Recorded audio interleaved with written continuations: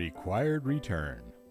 The required return in equity refers to the minimum rate of return an investor expects to receive on an equity investment, which is typically calculated by adding a risk premium to the risk-free rate, essentially reflecting the compensation an investor needs for taking on the risk associated with a particular stock compared to a completely safe investment like a government bond.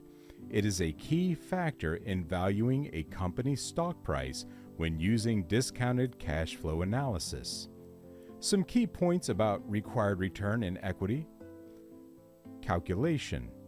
To calculate the required return, you typically add a market risk premium, the extra return investors expect for investing in the market compared to a risk-free asset, to the current risk-free rate, like the yield on a long-term government bond. Factors affecting required return. Company-specific risk. Factors like a company's financial stability, industry volatility, and management quality can affect the risk premium and thus the required return. Market conditions. Overall market sentiment and interest rates can also impact the required return. Importance in valuation.